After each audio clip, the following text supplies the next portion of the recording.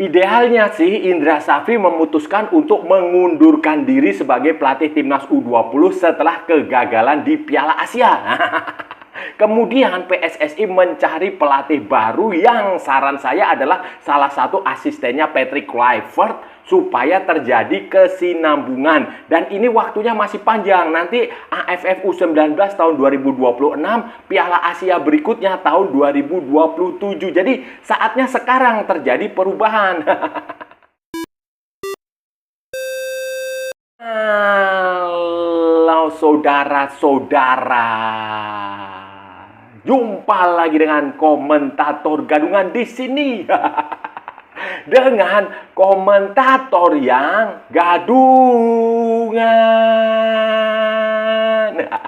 Seperti biasa saudara-saudara, seperti biasa kalau kita sudah bertemu pasti akan ada yang kita bicarakan, akan ada yang kita perbincangkan, kita ulas, kita analisis, kita cakap, kita gibahin, kita bacotan, kita cangkeman.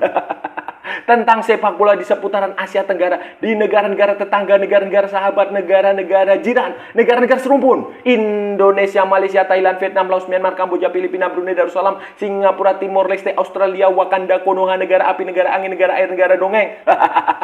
Dan sekitarnya. Semua akan kita bahas secara fair, secara jujur, secara adil, tanpa muatan politik, tanpa kebencian, tanpa provokasi, hanya berdasarkan fakta dan bukan klaim semata, saudara-saudara semua. Tidak ada hoax, tidak ada hoax, tidak ada hoax, baik yang sudah lama maupun yang terkini. Bebas saudara-saudara, bebas, bebas, bebas. Yang penting sopan.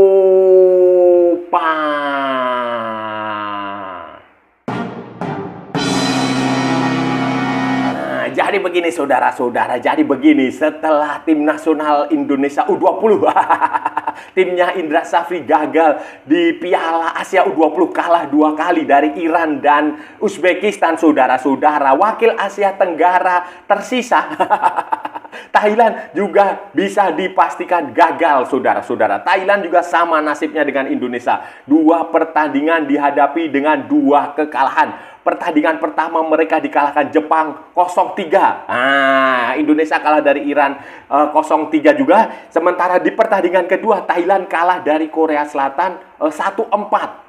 1-4 saudara-saudara. Sementara Indonesia kalah dari Uzbekistan 1-3. Jadi ya masih lumayan lah. Nah, nanti di pertandingan terakhir Thailand akan bertemu dengan Suriah dan Indonesia akan bertemu dengan Yaman.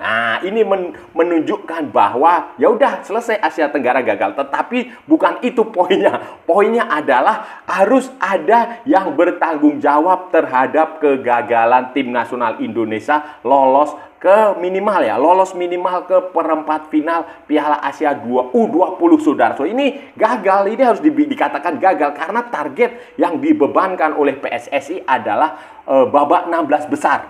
Babak 16 besar berarti harus lolos dari fase grup. Sementara target pribadinya Indra Safri, coach Indra Safri sebagai pelatih, dia berambisi untuk lolos ke Piala Dunia U20 2025 nanti di Chili. Dan dua-duanya tidak tercapai ya otomatis harus ada yang bertanggung jawab. Dan ini tidak bisa menyalahkan pemain.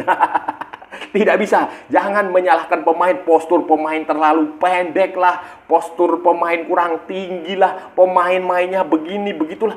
Itu kan semua hanya pemain itu hanya menjalankan instruksi pelatih. Jadi tidak ada prajurit yang salah. Yang salah adalah komandannya saudara-saudara. Komandan. Jadi jangan salahkan pemain, jangan salahkan pemain karena masa depan pemain ini masih panjang. Mereka masih berusia 20, 19, 18, 17, masa depan mereka masih panjang. Jangan dikotori, jangan disalah-salahkan, jangan dijadikan kambing hitam. Yang harus bertanggung jawab ya pertama pelatih tentu saja saudara-saudara, pelatih saudara-saudara. Kenapa? Karena kalau begini, itu gol Indonesia kemarin itu dari skenario bola mati, umpan silang, crossing langsung. Kalau yang bukan dari sepak pojok ya dari crossing, umpan silang. Itu kan seharusnya kalau postur kita, pemain kita pendek, itu kan bisa dihentikan sebelum pemain lawan melakukan crossing. Itu bisa dilakukan dan itu yang memerintahkan siapa? Pelatih. taktik dan strategi pelatih harus membaca seperti itu, dihentikan sejak dari awal. Kan waktu itu saya juga sudah mengatakan, bertahannya seperti apa, mau dari pertahanan lawan, mau setengah lapangan, atau mau seperempat pertahanan lapangan kita. Nah, itu tugas pelatih. Kemudian ketika gol dari sepak pojok, heading yang tinggi, pemain lawan tinggi, pemain kita, itu kan juga bisa diantisipasi ketika latihan. Ada skenario latihan kontra sepak pojok. Ada latihan skenario kontra tendangan bebas tidak langsung. Ada latihan kontra tendangan bebas langsung. Ada latihan kontra counter attack. Ada latihan kontra throw-pass. Nah, itu semua bisa dilatih di sepak bola. Dilatih, saudara-saudara. Di dalam latihan itu bisa dilatih. Antisipasi terhadap tendangan sudut itu seperti apa. Antisipasi terhadap bola mati itu seperti apa. Itu bisa dilatih. Postur tinggi, pendek, jangkung itu tidak ada pengaruh. Kalau itu pengaruh, apa kabarnya Lisandro Martinez? Backnya Manchester United yang tidak terlalu tinggi. Nah, kau kira pemain seperti Carles Puyol itu juga tinggi? Ya, tidak terlalu tinggi, biasa-biasa aja. Kalau Jay Itzes, kemudian Elkan Bagot memang tinggi. Ya, tetapi itu bukan faktor. Jadi semua itu bisa dilatih dalam latihan. Skenario menghentikan sepak pojok itu juga bisa dilatih dalam latihan. Dan itu adalah tugas pelatih untuk melatih semua itu. Itu saudara-saudara, kesimpulannya adalah pelatih harus bertanggung jawab. Pelatih harus bertanggung jawab terhadap kegagalan ini, terhadap kekalahan ini. Apapun nanti hasil melawan Yaman, apakah kita menang atau kalah, itu bukan persoalan. Persoalannya adalah kita gagal, itu aja. Itu dan pelatih harus bertanggung jawab. Sebaiknya, ini usul saya boleh diterima boleh tidak, pelatihnya Indra Syafri harus mengundurkan diri. Ya minimal sebagai bentuk tanggung jawab lah. Harus ada kesadaran bahwa oh ya, saya gagal. Saya membawa tim nasional Indonesia juara Piala AFF. Tetapi Piala AFF aja ternyata kan nggak cukup. Karena negara sebesar Indonesia ini kalau cuma level Asia Tenggara, ya itu sama seperti level kecamatan. Kita butuh level yang lebih tinggi. Nah, itu aja. Bertanggung jawab, saya sudah memberikan Piala AFF, saya sudah memberikan medali emas SEA Games, tetapi saya gagal membawa Indonesia di level Asia, saya memutuskan mengundurkan diri. Itu jauh lebih baik. Atau kalau tidak, ya PSSI mengambil sikap. Kalau kontraknya sudah berakhir, ya sudah, nggak usah dilanjutkan. Kalau kontraknya belum berakhir, ya dihentikan, diputus kontrak. Karena Sintayong juga kompensasinya besar juga ternyata diputus kontrak. Ya, Indra Syafri juga bisa diputus kontrak seperti itu. Itu sebagai bentuk pertanggungjawaban. Karena targetnya tidak tercapai, saudara-saudara. Target minimal kan lolos dari grup C.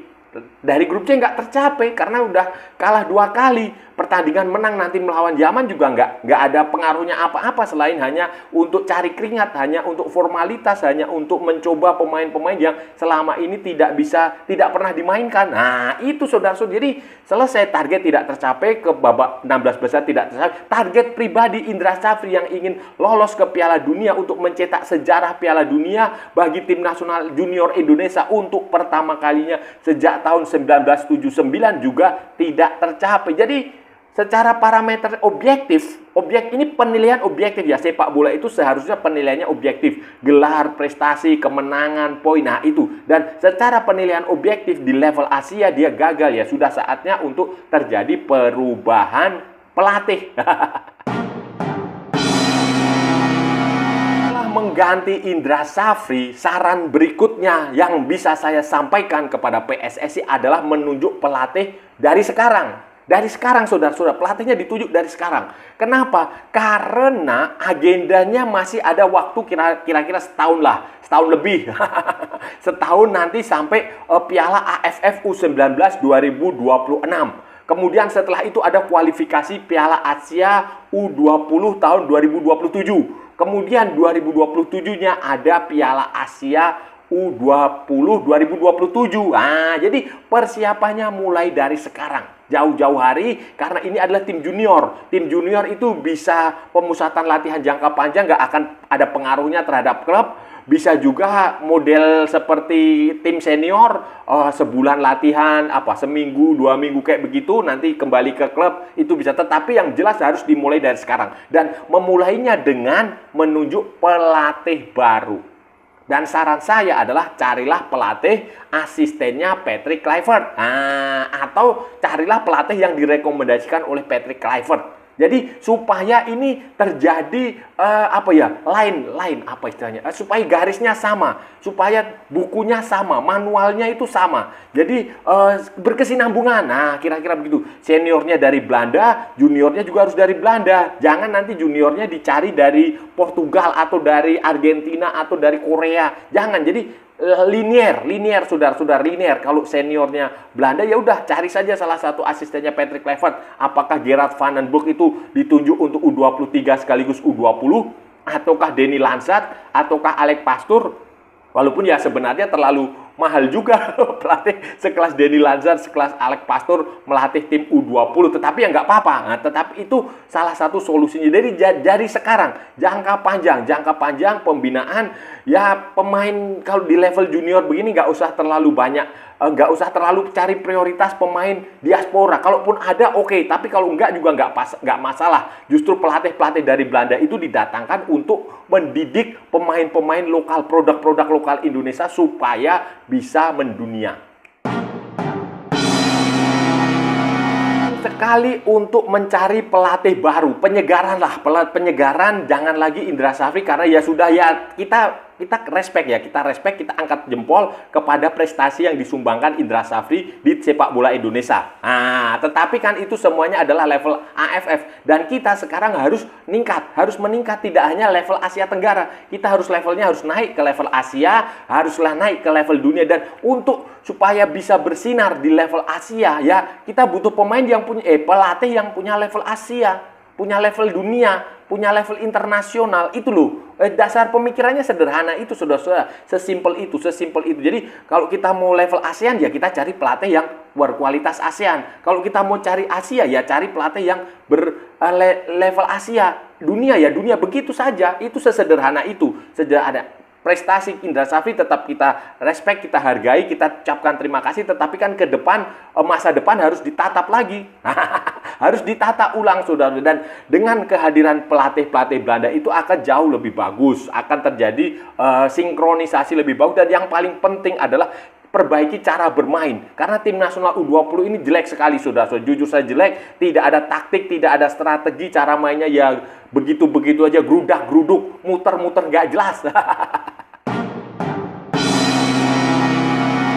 Pelatih yang baik di level junior itu, saudara-saudara, karena ini adalah junior, itu adalah dasar dari sepak bola U20, pemain-pemain U19, U18, U17 itu dasar, basic. Kalau basicnya sudah bagus, nanti itu ke depannya, ke seniornya itu juga akan bagus. Nah, sayangnya di eranya Indra Safri itu tidak ada taktik dan strategi yang bisa dibanggakan dari cara bermain Indra Safri, selain ya begitu-begitu aja. Menang lawan Argentina U17 saja sudah bangga diceritakan kemana-mana, dianggap sebagai sebuah prestasi, walaupun Argentina itu yang waktu itu bukan Argentina U19, bukan Argentina U20, itu Argentina U17 atau U16 lah, itulah. Argentina cadangan. Jadi kayak begitu tuh nggak perlu. Jadi yang perlu adalah pelatih baru adalah menanamkan cara bermain yang benar, memberikan materi-materi taktik, strategi sepak bola modern, cara bermain seperti apa. Kalau lawan bermain begini, harus main lawan kontra strateginya begitu. Kita harus punya identitas cara bermain kita sendiri. Kita bermain dengan cara begini, pemain posisinya di sini, cara mainnya begini. Kayak begitu. Jangan hanya asal terima bola, lari sekencang-kencangnya, kontak fisik. Kalau ada kesempatan tembak ke gawang, tembak. Capek, saudara-saudara, capek. Sepak bola 90 menit. Kalau mainnya kayak begitu ya capek. Harus main cerdik. Harus main cerdas, harus menggunakan otak kita, dan itulah yang saya harap kita miliki nanti dari pelatih tim nasional Indonesia U20 ataupun U17 berikutnya, saudara-saudara. Nah, saudara-saudara, itu tadi pembahasan kita hari ini, saudara-saudara. Kita sudah bicara panjang lebar dari A sampai Z, dari barat sampai ke timur, dari utara sampai ke selatan. Dari Sabang sampai Merauke, dari Pulau Rote sampai Pulau Miangas, semua sudah kita cakap, semua sudah kita ulas, semua sudah kita perbincangkan, kita gibahin, kita cangkeman, kita bacotin.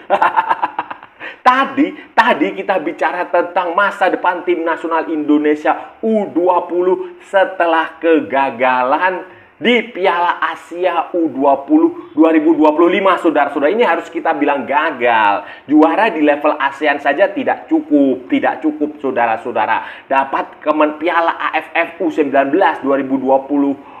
Kemarin itu 2024 itu tidak cukup karena negara seperti Indonesia itu sudah saatnya di level Asia, dan ini adalah gagal. Harus kita akui gagal. Indonesia gagal, Thailand juga gagal, saudara-saudara. Thailand juga gagal. Tapi ya seharusnya ini menjadi pembelajaran. Masa depannya masih panjang. Biarkan pemain-pemain ini berkembang. Tidak usah dikritik pemainnya, tidak usah dihina, dihujat. Kita yang harus kita kritik kita adalah pelatihnya dan PSSI-nya. Salah satu kritik yang harus kita berikan adalah ganti Indra Safri, saudara-saudara. Ganti Indra Safri. Kalau bisa ya Indra Safri mengundurkan diri atau PSSI mengganti Indra Safri dengan pelatih. Kalau usul saya sih, saran saya adalah salah satu asistennya Patrick Kluivert. Supaya ini berkesinambungan antara senior, junior itu semua berada dalam satu barisan, satu line, satu garis, supaya memudahkan untuk pembinaan, memudahkan untuk regenerasi. Dan ini nanti persiapannya harus mulai dari sekarang, karena tahun depan 2026 ada Piala AFF. Nah, itu jadi uji coba saja lah, uji coba untuk ke Piala Asia 2027. Nah, Piala Asia 2027, saudara-saudara, yang Piala Dunia, kualifikasi Piala Dunia atau saya nggak tahu ya, tapi kayaknya iya. Itu jadi persiapannya mulai dari sekarang, berkesinambungan pembinaannya yang benar, pemain diajari cara bermain yang benar, nggak diberi masukan taktik dan strategi yang tepat, bukan lagi asal main muter-muter nggak karuan, bukan hanya asal begitu nerima bola lari, kontak fisik tendang, nggak, jangan kayak begitu. Kasih taktik dan strategi yang tepat, dan itu menurut saya yang cocok adalah salah satu asistennya Patrick Kluivert. Ya entah Denny Lansat, entah Alex Pastoor, entah Gerard van den Bos, sekalian ditugaskan untuk U23 dan U20 itu. Pokoknya saran saya adalah asisten pelatihnya Patrick Kluivert supaya terjadi perkesinambungan, supaya tidak terputus, supaya stylenya filosofinya, gaya permainannya itu sama saudara-saudara. Dan ini jangka panjang kesempatannya dari sekarang itu jauh lebih bagus daripada crash program. Ya, semoga saja ini bisa menjadi solusi masukan dari komentator gadungan kepada PSSI, kepada tim nasional Indonesia U20. Dan saya rasa sudah cukup ya pembahasan kita kali ini. Kalau ada salah-salah ya mohon maaf, saudara-saudara. Namanya juga gadungan. Wajar kalau gadungan itu salah. Tetapi kalau benar berarti sebuah kebenaran. Kalau saudara-saudara merasa channel ini bermanfaat, berguna, menghibur, menginspirasi, silahkan like, share, and subscribe. Tapi kalau tidak, saudara-saudara, abaikan saja. Skip, jangan ditonton, tetapi jangan nyampah. Maksudnya jangan membuat komentar yang menghujat, menghina, melecehkan, merendahkan orang maupun tim nasional negara lain. Santai aja, santai, ini hanya bola, nggak usah cari musuh. Ikuti juga akun media sosial komentator gadungan, ada di Instagram, ada di Facebook, dan ada di TikTok yang bukan TikTok Shop, saudara-saudara semua. Oke? Sampai bertemu lagi di edisi-edisi berikutnya dengan tema-tema yang jauh lebih tidak bermanfaat, dengan tema-tema yang jauh lebih tidak berguna, dengan tema-tema yang jauh lebih membagongkan. Salam olahraga dan merdeka!